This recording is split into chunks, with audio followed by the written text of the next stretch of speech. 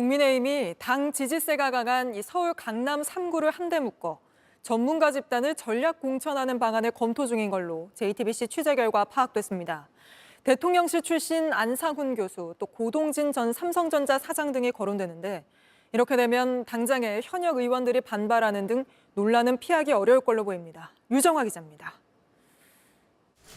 국민의힘이 서울 강남 3구, 즉 강남 서초 송파 지역구를 전략 공천하는 방안을 검토하고 있는 것으로 알려졌습니다. 전문가 그룹을 공천해 당 우세 지역 현역 의원부터 교체하며 물갈이에 나서겠다는 겁니다. 당 핵심 관계자는 총선 이후 3대 개혁을 하려면 전문성 있는 인재가 필요하다며 주민들도 괜찮다고 할 만한 엘리트 인사들을 공천할 것이라고 했습니다. 구체적으로는 전 대통령실 사회수석 안상훈 서울대 교수, 고동진 전 삼성전자 사장 등이 대상자로 거론됩니다. 이번 4월에 저는 정말 이기고 싶고 그 이기기 위한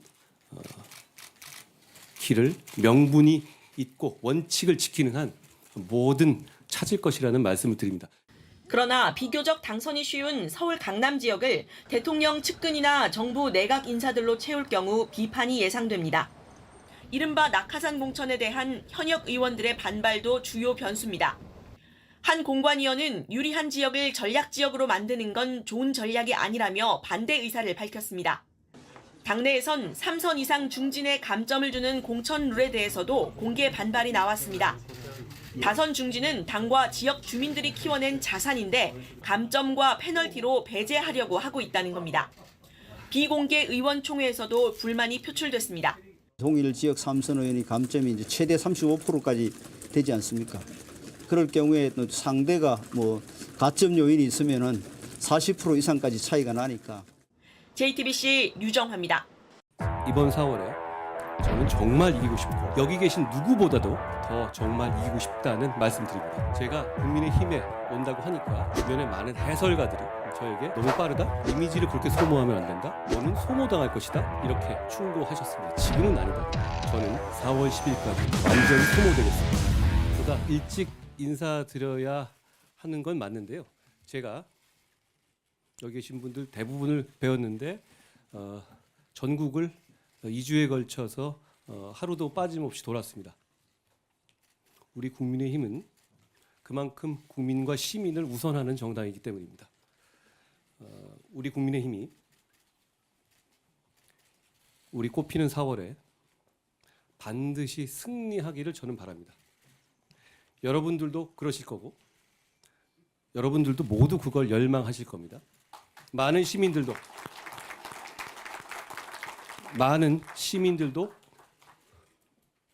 우리에게 감정이입을 하셔서 지금 저런 발목 잡기 정치, 음모론 정치를 이번 4월에 끝내주시기를 바라고 계실 겁니다. 여러분 모두가 그 마음이 크시겠지만 저는 이렇게 확신합니다.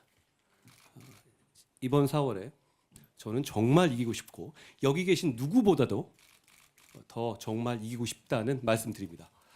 그렇기 때문에 그 이기기 위한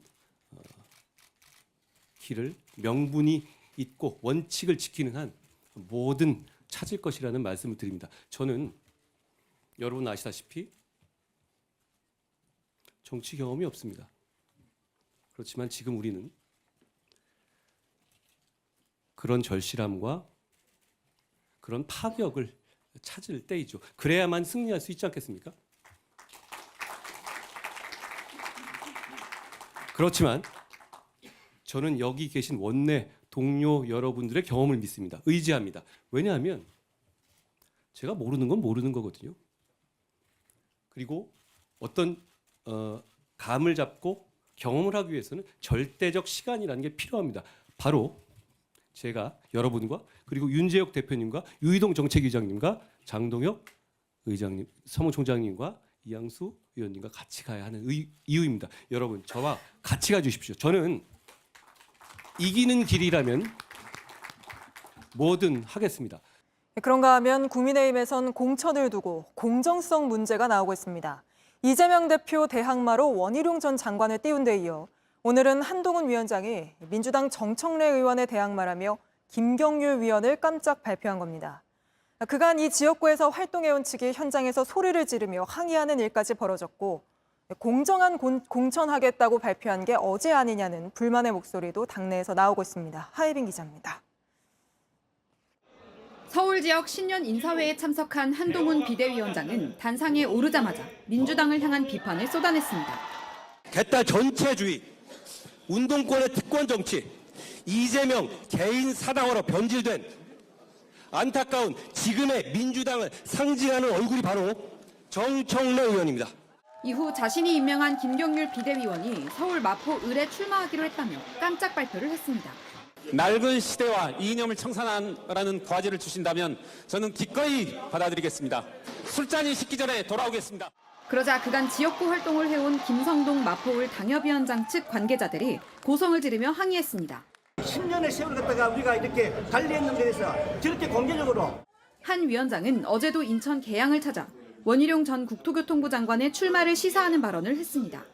윤영선 인천 계양을 당협위원장은 오늘 연고 없는 낙하산 공천에 반감이 확산되고 있다고 반발했습니다. 공천관리위원회가 경선이 기본이라며 시스템 공천을 하겠다고 발표한 지 하루 만에 비대위원장이 특정 인사들을 잇따라 거론하자 공정성 논란이 일고 있습니다. 한 위원장은 특정 누군가를 어디로 보내겠다고 결정한 건 아니라면서도 선거에서 이길 수 있는 인물의 경쟁력을 강조했습니다. 지역을 위해서 봉사한다고 말씀하셨잖아요. 그렇죠. 그런데 계속 지면 의미가 있습니까? 동일 지역에서 3선 이상을 한 의원의 경선 득표율에서 최대 35%까지 감점하는 공천 룰을 놓고도 당내에선 벌써부터 불만의 목소리가 나오고 있습니다. 국민의힘은 내일 의원총회를 열어 공천 방식에 대한 의견을 모을 계획입니다. JTBC 하혜비입니다.